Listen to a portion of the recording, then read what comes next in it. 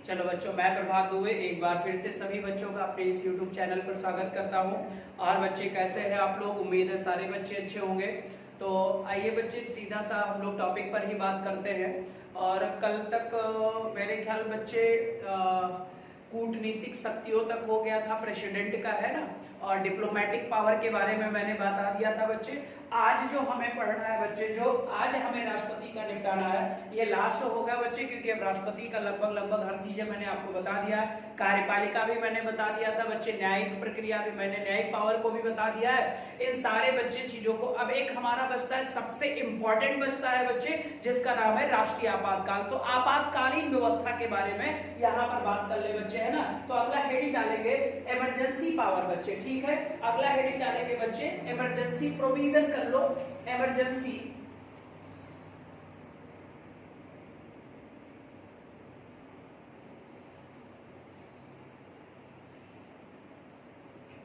आपातकाल उपबंध, ठीक है बच्चे।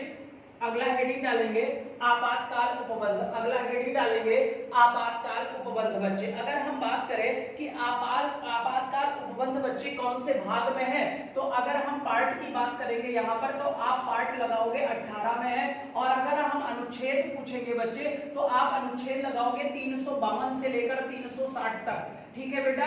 यानी कि बच्चे अगर हम आपातकाल उपबंध की बात करें, इमरजेंसी प्रोविजन की बात करें, तो आर्टिकल बच्चे आपको पता है 352 से लेकर 360 तक है। और भाग में अगर हम पूछेंगे बच्चे, तो पार्ट 18 में है, पार्ट 18 में है। फिर मैं आर्टिकल पूछूंगा तो 352 से लेकर 360 तक है, ये बात आप याद रखोगे। फिर ध्यान से सुनना, अगर हम आपात की बात पूछे कौन से व्यक्ति से लिया गया, तो आपको भी पता है सर कहां से लिया गया, जर्मनी से लिया गया है। क्लियर हो जाएगा, कहां से लिया गया, जर्मनी। एक जीके का क्वेश्चन है बेटा, जर्मनी की कैपिटल कहां है, जर्मनी की कैपिटल कहां है, और जर्मनी की मुद्रा क्या है, जर्मनी की मुद्रा क्या है, और जर्मनी की कैपिटल। आंसर दो सारे बच्चे, दो जल्दी से। फिर मैंने यहां पर फिर से आंसर जरूर दीजिएगा बेटा। आपातकाल उपबंध का प्रावधान भाग 18 में है, अनुच्छेद 352 से लेकर 360 तक है बेटा, ठीक है। अगर अब हम बात करें बच्चे कि इमरजेंसी प्रोविजन यानी इमरजेंसी कितने प्रकार की होती है, तो आप बोलोगे सर आपातकाल 3 प्रकार का होता है। आपातकाल कितने प्रकार का होता है, 3 प्रकार का होता है। पहला जो आपातकाल होता है सर, वो होता है नेशनल इमरजेंसी, नेशनल इमरजेंसी यानी राष्ट्रीय आपातकाल, राष्ट्रीय आपातकाल होता है बच्चे, ठीक है। और अगर हम दूसरी की बात करें बच्चे, तो स्टेट इमरजेंसी होता है, स्टेट इमरजेंसी। इसे हम बच्चे राज्य आपातकाल कहते हैं, और इसी को हम राष्ट्रपति शासन भी कहते हैं, प्रेसिडेंशियल रूल कहते हैं बेटा। क्या कहते हैं, प्रेसिडेंशियल रूल कहते हैं, राष्ट्रपति शासन कहते हैं, ठीक है। और अगर हम तीसरे की बात करें बच्चे, तो आपको पता है फाइनेंशियल इमरजेंसी होती है,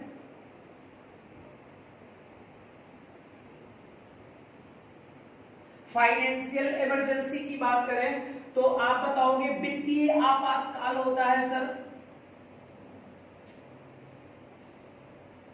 क्या होता है, वित्तीय आपातकाल होता है बच्चे।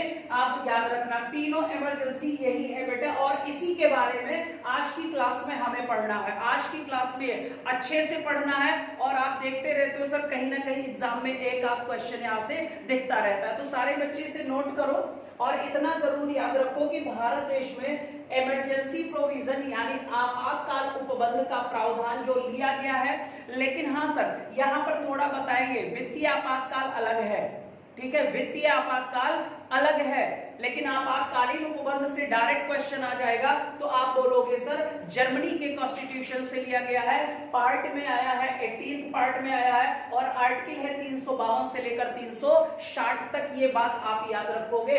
और बच्चे मैं पूछूं कि इमरजेंसी कितने प्रकार की इंडिया में है, तो आप बोलोगे सर 3 प्रकार की है, नेशनल इमरजेंसी है, स्टेट इमरजेंसी है और फाइनेंशियल इमरजेंसी है। बच्चे ये पॉइंट नोट करो तीनों को, जल्दी से जल्दी नोट करेंगे सारे बच्चे।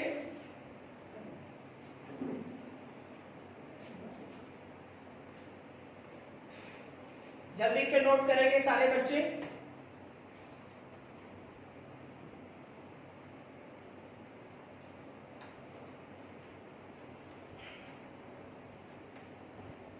अब ध्यान से देखो बच्चे, अगर हम पूछे कि सर नेशनल इमरजेंसी का प्रावधान आर्टिकल कौन से में है, तो आप बोलोगे सर 352 में है।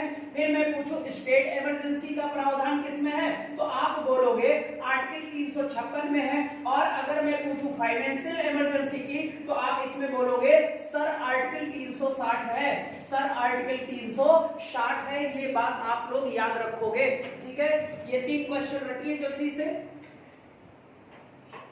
ये 3 क्वेश्चन रख लो। 352 नेशनल इमरजेंसी बताता है, 356 स्टेट इमरजेंसी बताता है, 360 फाइनेंशियल इमरजेंसी का बच्चे बात करता है।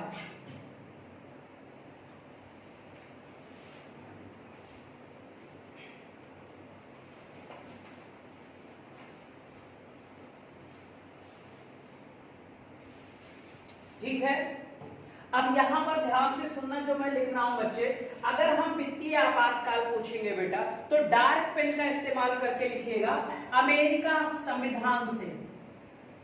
वित्तीय आपातकाल कहां से लिया गया, तो आप बोलोगे अमेरिका के संविधान से लिया गया है। वित्तीय आपातकाल कहां से लिया गया है, तो आप बोलोगे सर अमेरिका के संविधान से लिया गया है। ये बात आप याद रखना,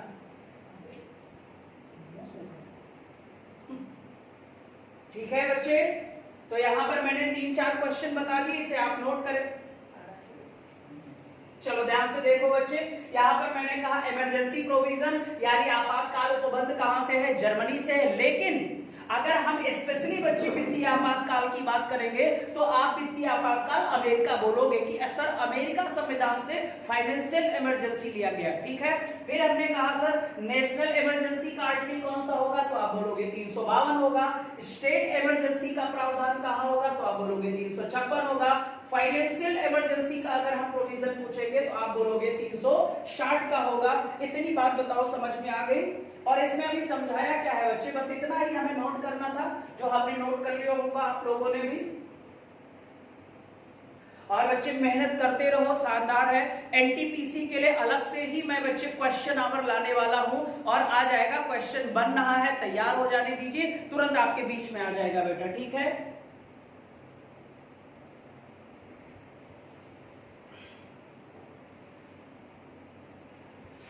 अभी बेटा जब तक ऑफलाइन कोचिंग नहीं खुल रही है, तो हो सकता है बच्चे कि नेक्स्ट मंथ तक, ठीक है, नेक्स्ट मंथ तक बच्चे हम 2 महीने का एक एनटीपीसी स्पेशल कोर्स भी ला सकते हैं बच्चे, ठीक है। उसमें आपको सारी फैकल्टी लगाई जाएगी बेटा, ठीक है। चाहे जैसे भी होगा, अगर ऑफलाइन का कोई मैटर अभी तक नहीं आ रहा है, तो नेक्स्ट मंथ से बच्चे, क्योंकि नेक्स्ट मंथ से है कि ऑफलाइन आ जाएगा, नहीं भी आ रहा है बच्चे और आ भी जा रहा है, तब भी आपको ऑनलाइन बच्चे एक स्पेशल बैच अलॉट कर दिया जाएगा बच्चे, ठीक है। ये याद रखिएगा सर, एक कोर्स लॉन्च कर दिया जाएगा जो बहुत ही मिनिमम फीस पर होगा बच्चे, ये याद रखिएगा। सिर्फ आपसे खर्चा लूंगा, ठीक है। चलिए इतना बात हो गया होगा सर।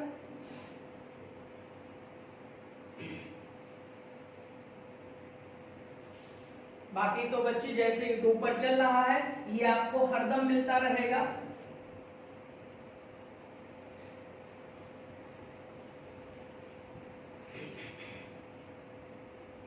चलिए आगे बढ़ा जाए बच्चे। आप लोग ऑनलाइन चाय पी सकते हो। तो सबसे पहले रीडिंग कौन सी पड़ेगी, तो आपको पता है सर, हम लोग सबसे पहले पढ़ेंगे नेशनल इमरजेंसी के बारे में। नेशनल इमरजेंसी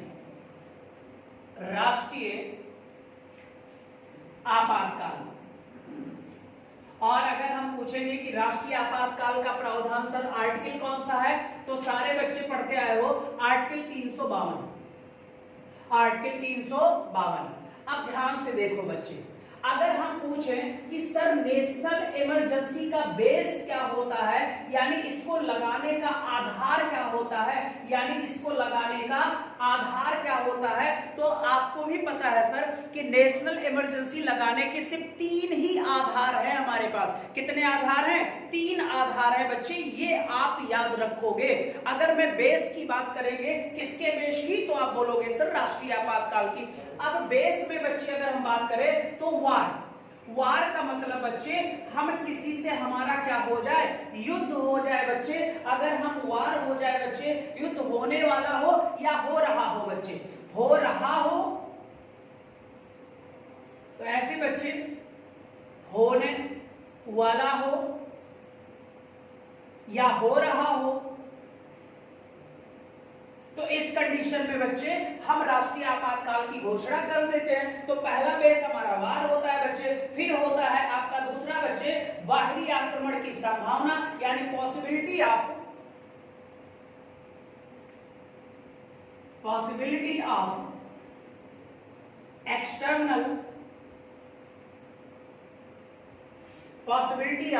एक्सटर्नल वार बच्चे, या अटैक कर लो यहां पर,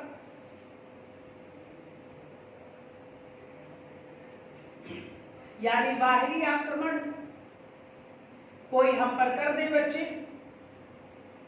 2 हो गया, ठीक है। पहला होता है वार बच्चे, होने वाला हो या हो रहा हो, और दूसरा मैंने बताया बच्चे पॉसिबिलिटी ऑफ एक्सटर्नल अटैक, यानी कि बाहरी आक्रमण की संभावना हो। फिर होता है बेटा इंटरनल रेबेलियन,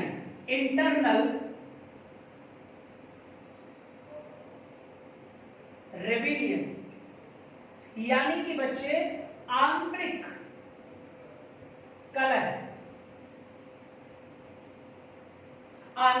कलह, यही इंपॉर्टेंट है यहां पर बच्चे, याद कर लेना।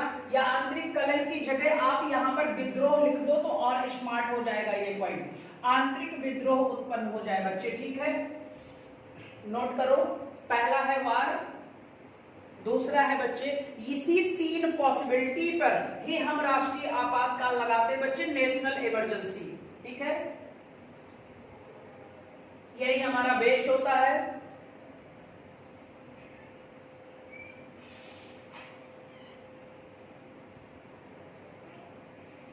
ठीक है बेटा,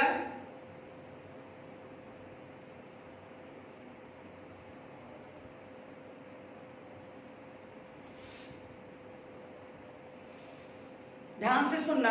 आप ये सारे बच्चे जानते हो बेटा कि हमारा 2 बार तो युद्ध हुआ है, ठीक है। एक बार चीन ने हम पर आक्रमण कर दिया, एक बार हम पाकिस्तान से युद्ध लड़ गए। तो अगर हम बात करें बच्चे कि इस 2 कंडीशन में, तो हमारे भारत देश में 2 बार राष्ट्रीय आपातकाल लगा हुआ था बच्चे।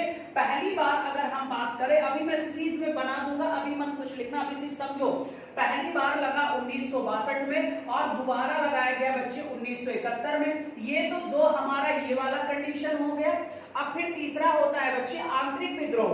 अब ये आंतरिक विद्रोह में बच्चे लागू जब हुआ था तो ये सन था 75 यानी कि 1975। तो आप देख रहे हो बच्चे कि हमारे भारत देश में अब तक कितनी बार राष्ट्रीय आपातकाल लग चुका है, 3 बार लग चुका है। 2 बार तो युद्ध और बाहरी आक्रमण था, ठीक है, पाकिस्तान से युद्ध लड़े बच्चे और बाहरी आक्रमण हो गया। और थर्ड टाइम जो हमारे यहाँ राष्ट्रीय आपातकाल लगा था वो आंतरिक विद्रोह माना गया था।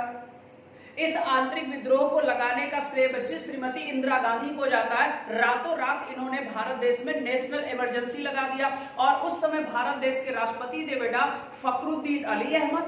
कौन था बेटा? फखरुद्दीन अली अहमद।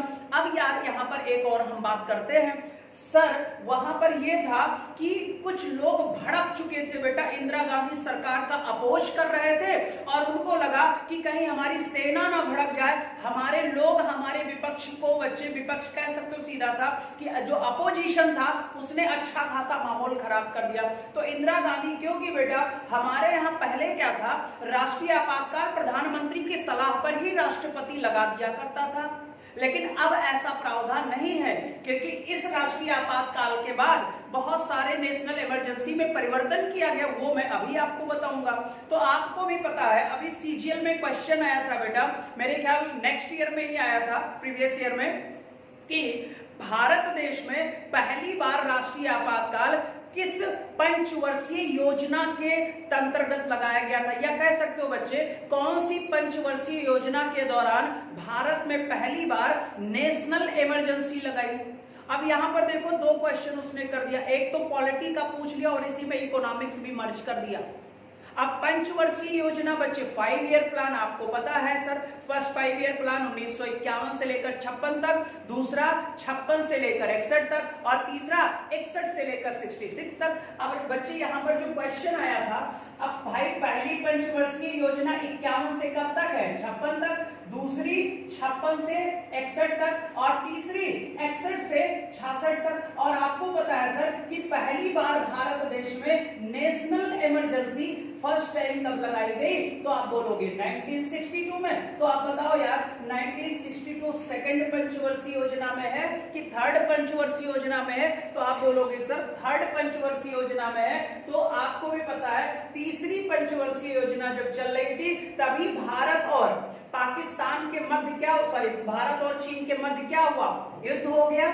और आपको भी पता है सर एक तो 1962 का युद्ध हो गया, फिर 1965 में सूखा भी पड़ गया, 1965 में ही पाकिस्तान से भी युद्ध हो गया, ठीक है। यानी हम बच्चे वहां पर 2 युद्ध लड़े और फिर बच्चे अकाल पड़ गया इंडिया में, और अकाल पड़ने के कारण हमारा खाद्यान्न भी बच्चे जो था भोजन पानी का अभाव हो गया।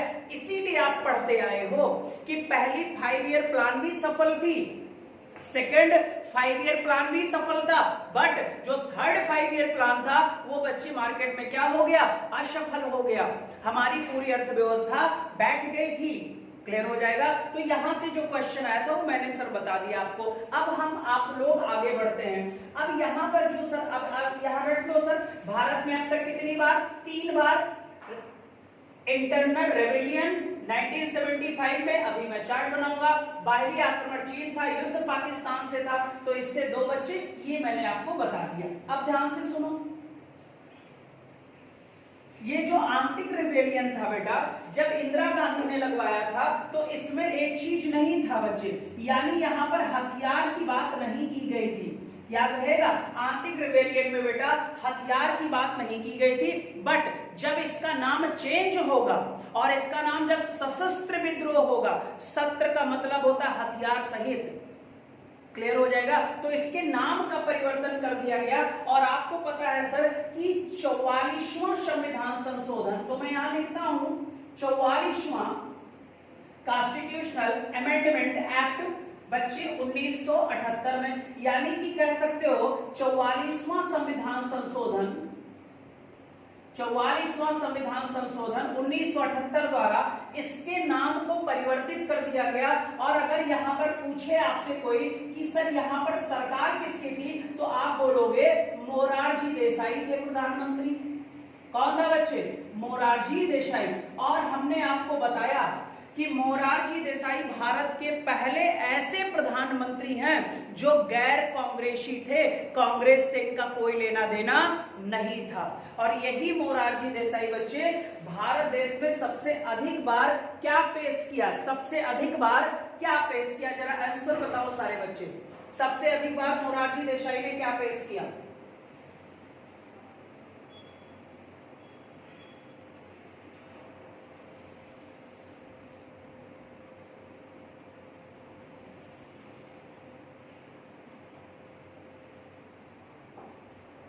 सारे बच्चे बताएंगे एक तरफ से।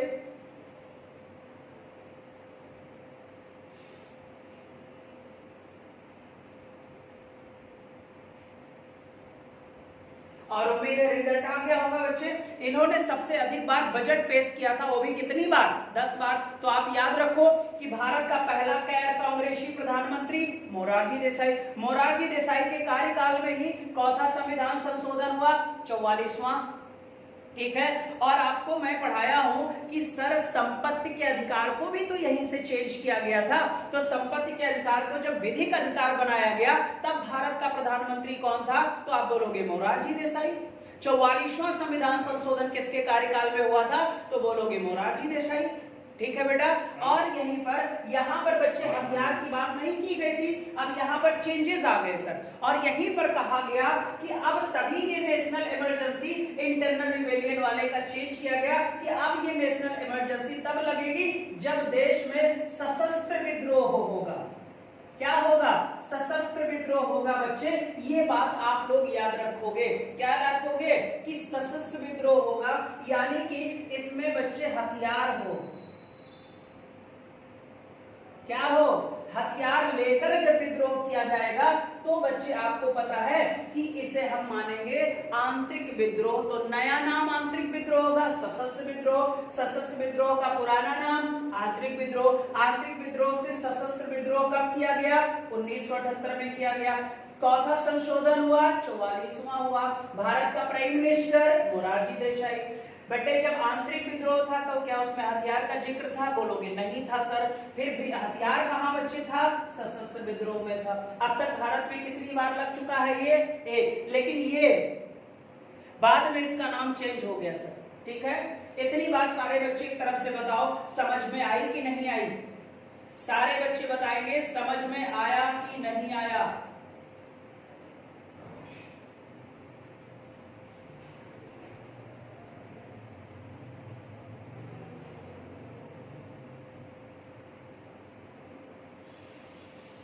चलो उम्मीद है हो गया होगा।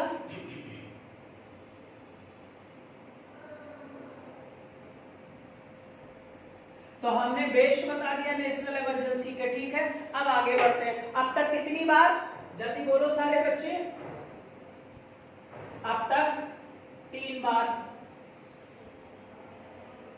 फर्स्ट टाइम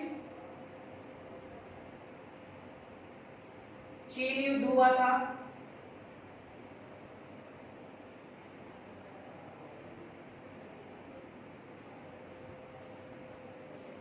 अगर हम पूछे राष्ट्रपति कौन था तो डॉक्टर सर्वपल्ली राधाकृष्णन। और अगर हम प्राइम मिनिस्टर की बात करेंगे तो पंडित जवाहरलाल नेहरू। पंडित जवाहरलाल नेहरू बच्चे। ठीक है, क्लियर। फिर अगर हम दूसरी बात पूछेंगे कि राष्ट्रीय आपातकाल कब लगा तो आप बोलोगे सर 1971। भारत पाकिस्तान।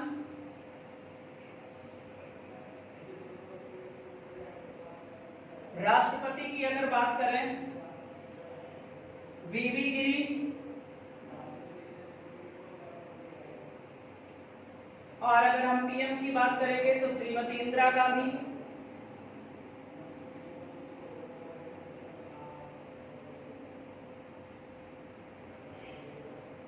ठीक है, अब यहां 2-3 पॉइंट सुनिए। अच्छा, इसको बना लीजिए फिर समझा दे बच्चे, कहानी सुनानी है।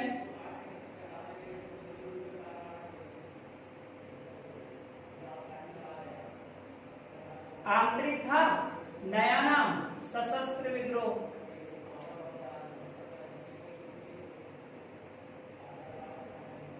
राष्ट्रपति बोलोगे तो फखरुद्दीन अली अहमद।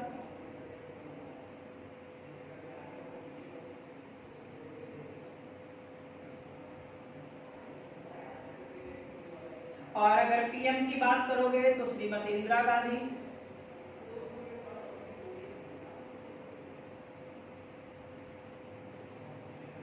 नोट करो जल्दी से।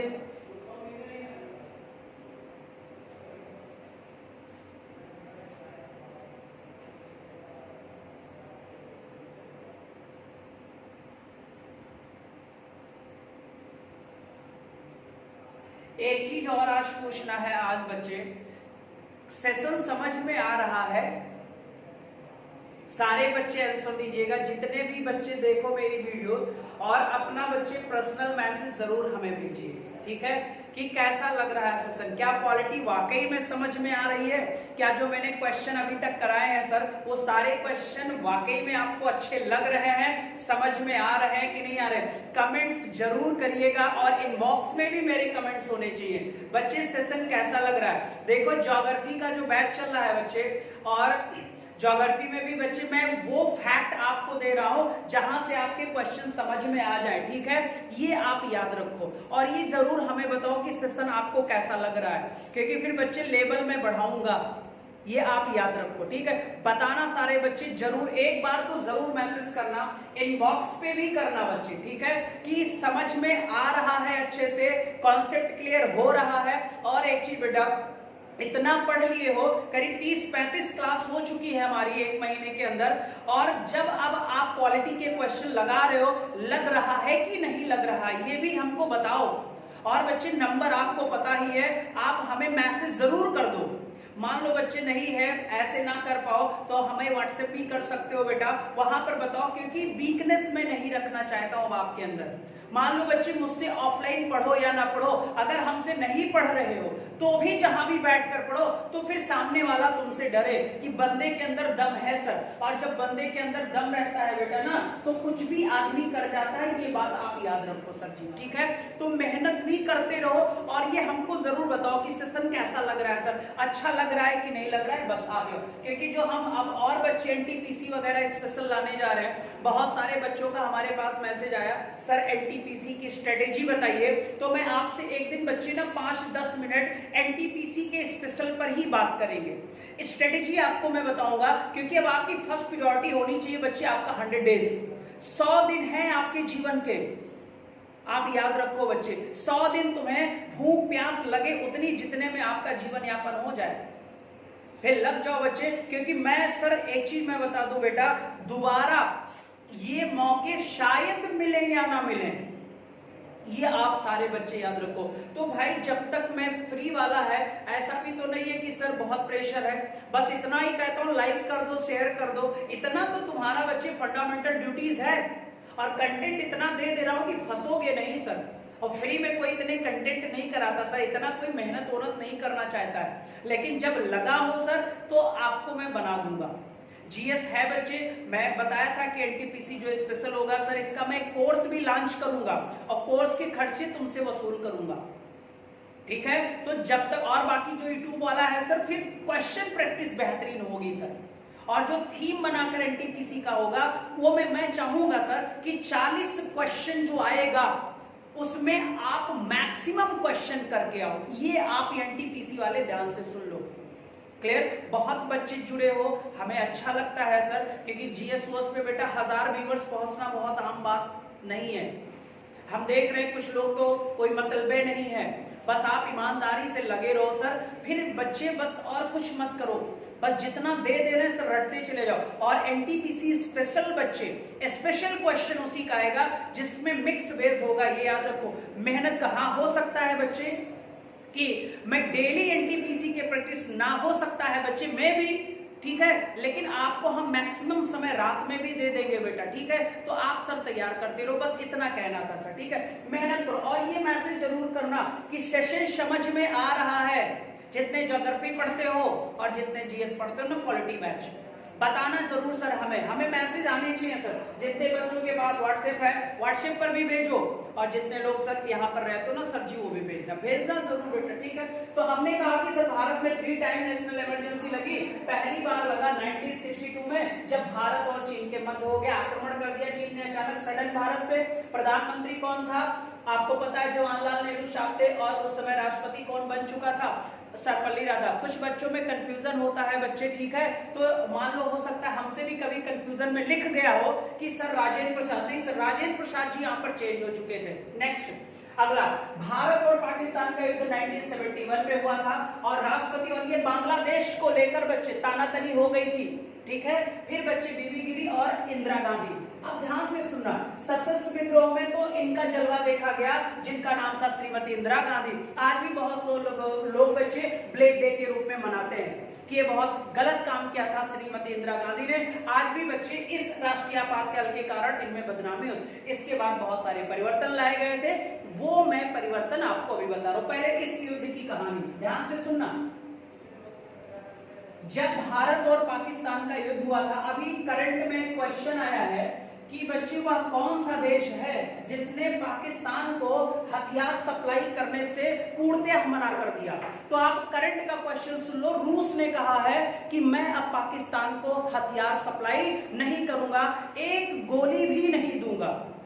और फिर आपको पता है सर कि हमने AK-47 के न्यू वर्जन का भी बच्चे क्या कहते हैं समझौता किया, मेरे ख्याल AK 2003 करके या कुछ है। इसमें क्या है सर, ये AK-47 का न्यू वर्जन है जो लगाया जाएगा, बनाया जाएगा, और बनाया जानते हो कहां जाएगा, आपकी यूपी के अमेठी में बनाया जाएगा बेटा, ठीक है, यही प्लांट लगेगा। और जो AK-47 का न्यू वर्जन है, 1 मिनट में 600 बुलेट निकलेगी, यानी 1 मिनट में 600 बुलेट।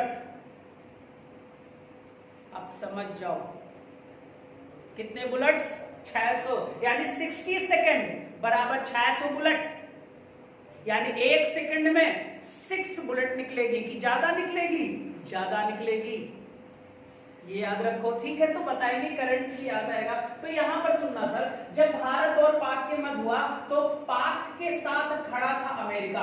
अमेरिका ने अपने पनडुब्बियों को बच्चे हिंद महासागर और अरब सागर की तरफ मोड़ दिया था, ये आपको पता होना चाहिए। फिर बच्चे जब अमेरिका पाकिस्तान के पक्ष में कूदा तो भारत का एक बच्चे मित्र यार, जिसका नाम हम रट रहे हैं, जिसका नाम क्या है, रूस। बच्चे इंदिरा गांधी ने जब रूस सरकार से बात किया तो रूस सरकार ने प्रेस कॉन्फ्रेंस रिलीज किया और कहा कि भारत पर आक्रमण जो भी बाहरी देश करेगा तो वो भारत पर आक्रमण नहीं, वो किस पर आक्रमण कर रहा है, रूस पर आक्रमण करेगा। यार बताओ ऐसे मित्र मिलते हैं क्या?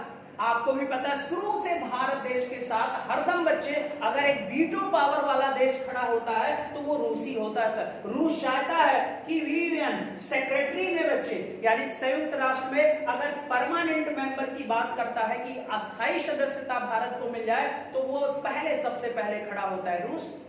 लेकिन वर्तमान की जो कुछ नीतियां हैं बच्चे, वो नीतियां हमको कैपिटलिज्म की तरफ ले जा रही हैं और इसीलिए सर इसके बीच में भी थोड़ा सा फासले बढ़ते जा रहे हैं। और ये एक मित्र को समझना चाहिए कि मित्र मित्र के साथ ही खड़ा होता है, ये याद रखना चाहिए बेटा, ठीक है। तो यहां पर सर अभी देखना, जब इसने भी कहा तो अमेरिका डायरेक्ट तो भारत के पक्ष में नहीं आया, लेकिन इनडायरेक्ट बेटा जितनी हेल्प कर सका करा, किसकी, पाकिस्तान की। और आज हम इसके मित्र हैं, हम कह रहे हैं अमेरिका हमारा मित्र है यार, जो हमारे विरोध में एक बार खड़ा हो चुका हो सर, वो साथी से ये समझौते समय है सर, ये आप याद रखो बच्चे, ठीक है। तो हमारा जो रिलेशन था, रूस ने साफ लहजों में कहा था कि अगर अमेरिका भारत पर आक्रमण करता है पाकिस्तान के पक्ष में तो वो भारत पर ही के साथ साथ रूस पर भी आक्रमण करेगा, यानी अमेरिका को रूस से भी लड़ना पड़ेगा, दोनों में युद्ध हो जाएगा बेटा।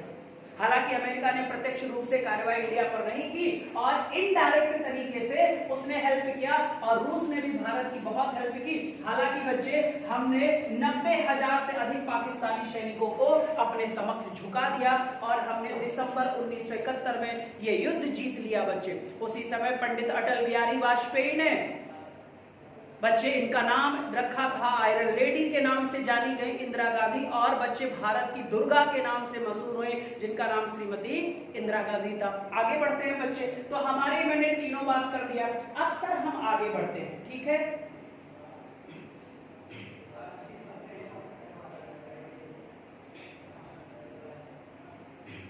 अब यहां पर कुछ पॉइंट्स अगर रह रहा हो बच्चे, हाँ तो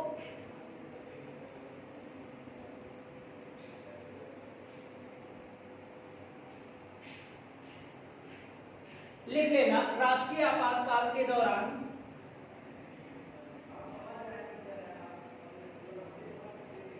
मौलिक अधिकार को निलंबित कर दिया जाता है। 20-21 को छोड़, आर्टिकल 20 और 21 को छोड़कर जब राष्ट्रीय आपातकाल भारत में लगता है तो मौलिक अधिकार को बच्चे क्या कर दिया जाता है, राष्ट्रपति द्वारा निलंबित कर दिया जाता है बच्चे, लेकिन 2 आर्टिकल को नहीं। तो इसीलिए आप कह सकते हो बच्चे, भारत में कोई भी सिचुएशन हो, चाहे वो नेशनल इमरजेंसी का हो, चाहे आर्म सिचुएशन हो, कभी भी पूर्णतया फंडामेंटल राइट्स निलंबित नहीं होते हैं। एक सिचुएशन में जब नेशनल इमरजेंसी हो तब हमारे बच्चे फंडामेंटल राइट्स सस्पेंड हो जाते हैं, बट हमारे यहाँ आर्टिकल 21 और 22 को छोड़कर, यानी फंडामेंटल राइट्स को निलंबित किया जा सकता है बच्चे। लेकिन आपको भी पता है बेटा कौन से आर्टिकल को छोड़कर, तो आप बोलोगे सर 20 और 21 को छोड़कर। अब अगर मैं पूछूं कि सर ये निलंबन वाला प्रावधान कौन से आर्टिकल में है, तो आप लिख लोगे अनुच्छेद 358 में है। यानी आर्टिकल 358 ये कहता है कि राष्ट्रीय आपातकाल के दौरान हम मौलिक अधिकार को निलंबित कर रहे हैं, लेकिन अनुच्छेद 20 और 21 को छोड़कर। ठीक है, ये पॉइंट लिख लो जल्दी से। और हाँ सर, ये तो हमारा हो गया बच्चे राष्ट्रीय आपातकाल, लेकिन अगर सशस्त्र विद्रोह हुआ, ये भी हालांकि आपातकाल है, अगर सशस्त्र विद्रोह होता है बच्चे तो मौलिक अधिकार निलंबित होता है। यहाँ पर भी सारे बच्चों को पता है नेशनल इमरजेंसी है, मौलिक अधिकार यहाँ पर भी निलंबित है। लेकिन आर्टिकल 362 ये कहता है, आर्टिकल 362 ये कहता है कि सशस्त्र विद्रोह के दौरान आर्टिकल 19, आर्टिकल 20 और आर्टिकल 21 को छोड़कर सभी मौलिक अधिकार क्या हो जाएंगे, निलंबित। और तब तक जब तक देश में क्या लागू रहेगा, राष्ट्रीय आपातकाल लागू रहेगा, तब तक जब तक राष्ट्रीय आपातकाल लागू रहेगा। दोनों डिफरेंस समझ में आ गया होगा कि जब वार हो और जब बच्चे क्या हो, अटैक हो, तो उस सिचुएशन में दो छोड़ा जाता है। ये आर्टिकल कहता है बच्चे कौन सा, 358। और अगर बच्चे सशस्त्र विद्रोह हो तो आर्टिकल 19, 20, 21 तीनों को छोड़कर, यहां पर एक आर्टिकल बढ़ जा रहा है बेटा, और आर्टिकल 19 ये कहता है कि हर भारतीयों को 6 मूल स्वतंत्रताएं मिली हैं, जो मैंने आपको पढ़ा दिया आर्टिकल 19 में, फंडामेंटल राइट्स में। इसे नोट करो और बताओ यार इतनी बात समझ में आ गई कि नहीं आ गई, नोट करो और जल्दी से बताओ।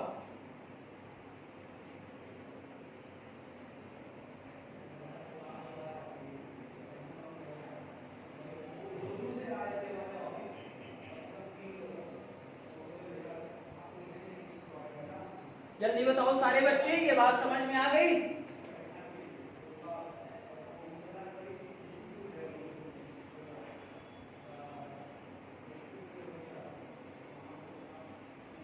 और निलंबित करने का अधिकार फंडामेंटल राइट्स को राष्ट्रपति को है बच्चे।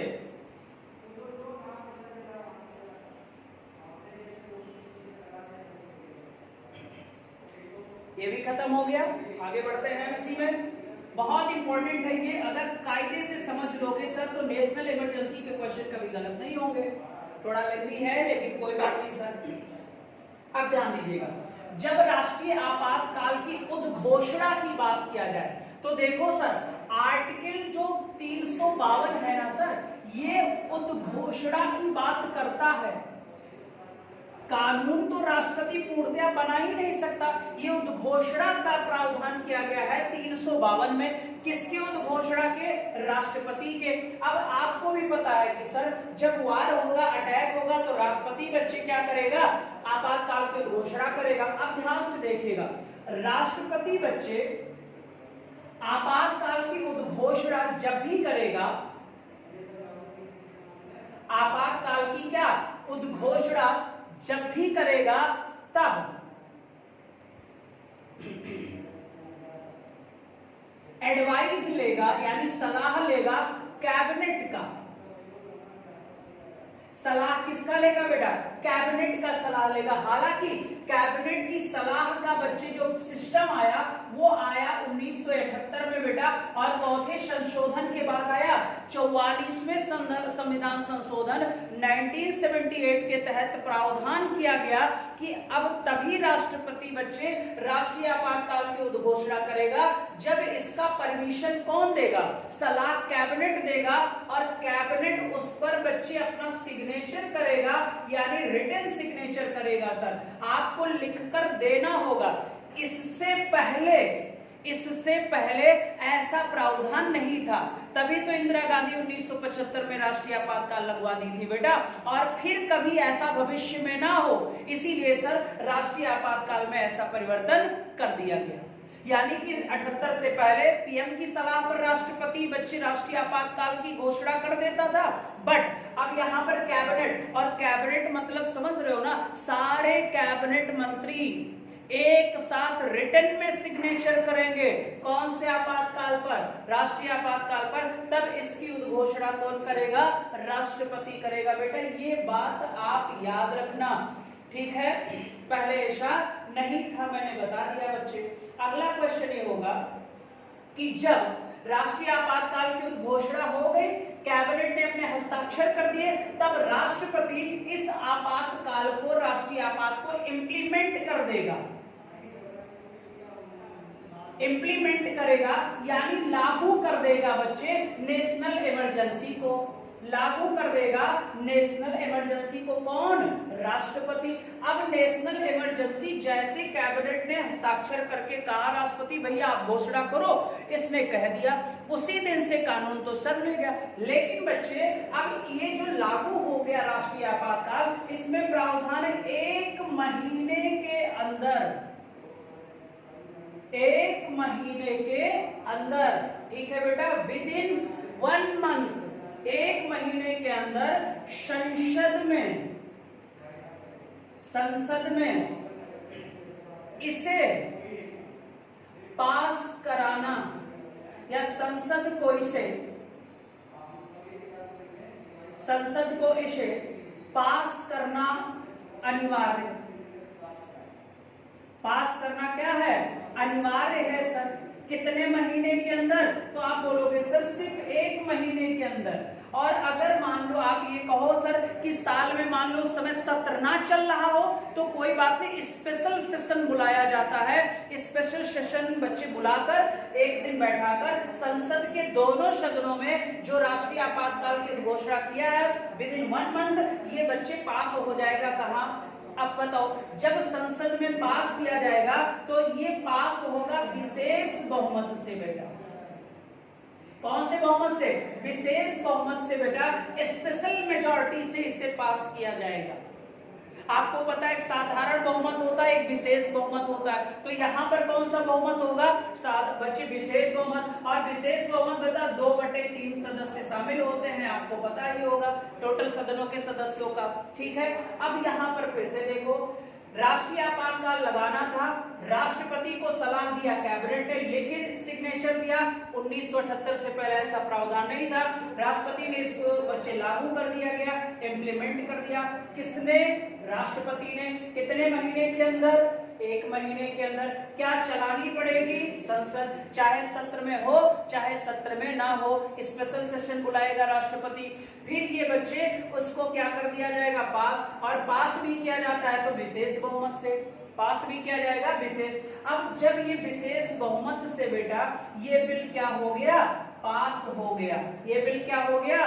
पास हो गया। तो अब आगे देखो, ये बिल क्या हो गया?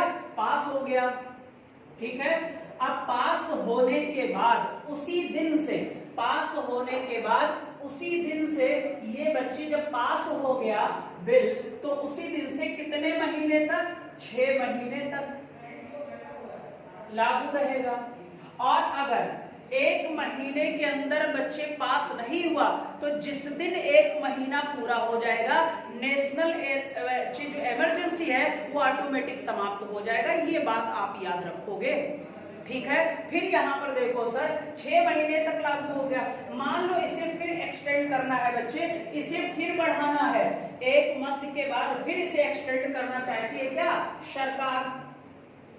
मान लो बच्चे इसे एक्सटेंड करना चाहते हो, यानी कि बढ़ाना चाहते हो, तो फिर बच्चे आपको पता है संसद चलाना होगा और फिर संसद में इसे पास कराना होगा। फिर ये 6 महीने के लिए लागू, फिर बढ़ाना, फिर सत्र चलेगा, फिर कितने महीने? 6 महीने। ऐसे बच्चे अगर इसके मैक्सिमम ड्यूरेशन की बात किया जाए, मैक्सिमम ड्यूरेशन की बात किया जाए, यानी कि बच्चे समय की बात किया जाए, अधिकतम समय की बात किया जाए, तो आप बोलोगे सर अनलिमिटेड होता है, अनिश्चित होता है। यानी हमारे देश में राष्ट्रीय आपातकाल अनलिमिटेड समय तक लागू रह सकता है, राष्ट्रीय आपातकाल अनिश्चित समय तक लागू हो सकता है, बट ये हर 6 महीने में सदन में फिर से पास होकर इसकी वैलिडिटी को एक्सटेंड कराना होगा, और इसका बच्चे रिस्पॉन्सिबिलिटी होती है सरकार की।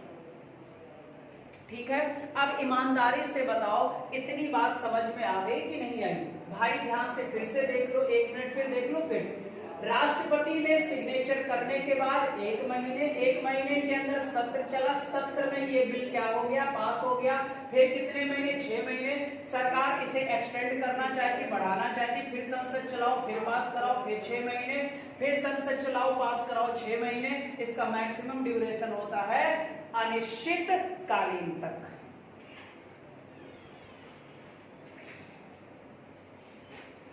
दो 3 पॉइंट्स और इसमें बचा है, फिनिश हो जाएगा। जल्दी बताओ, इतना बात समझ में आ गया?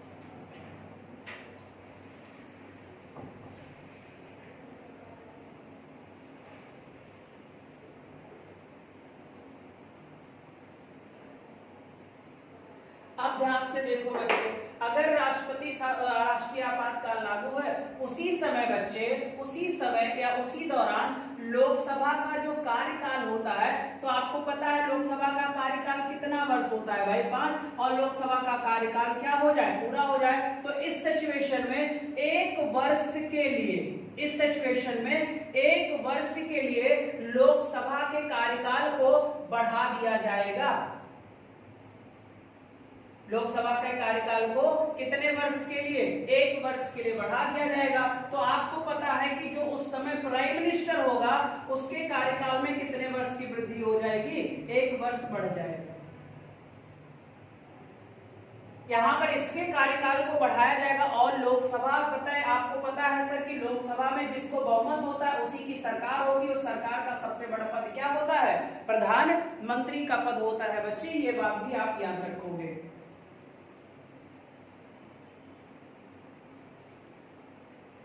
ठीक है, सारे बच्चे नोट कर लो और बताओ इतना हो गया?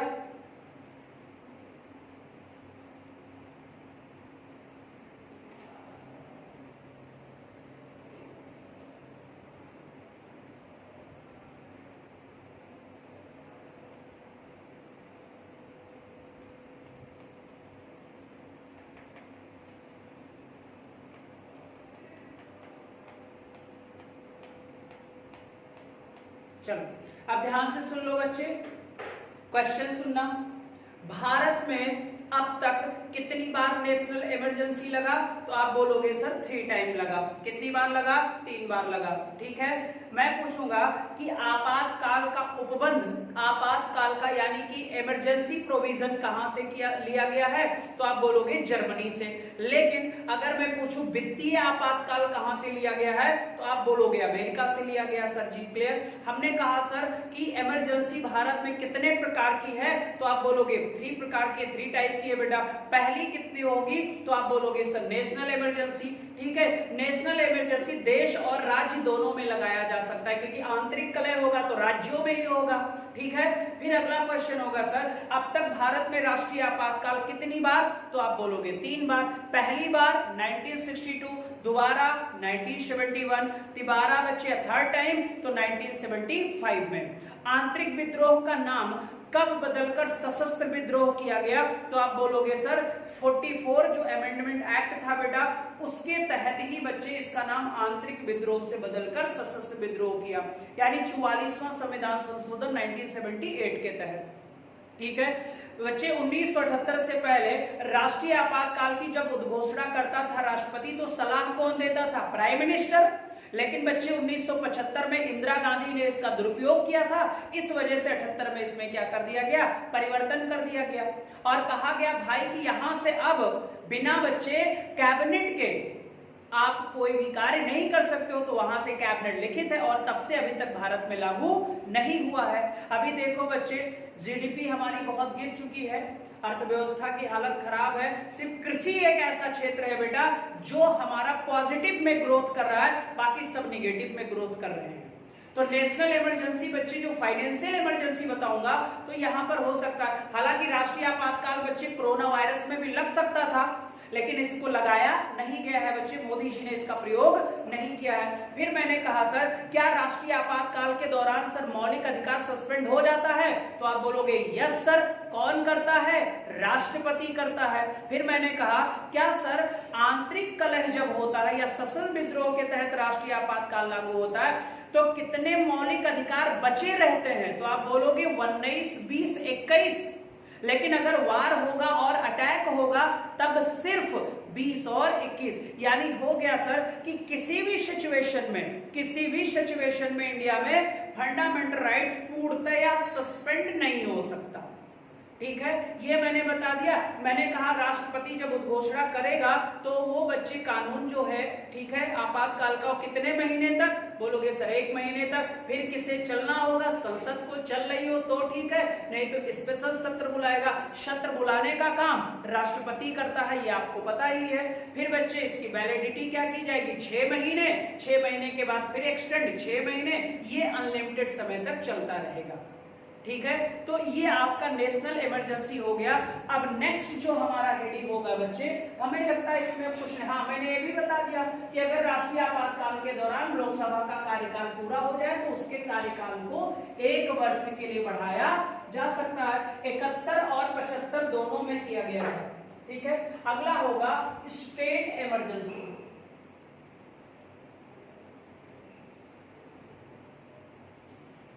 राज्य आपातकाल। ठीक है, इसे हम बच्चे प्रेसिडेंशियल रूल भी कहते हैं। प्रेसिडेंशियल रूल यानी कि राष्ट्रपति शासन भी कहते हैं।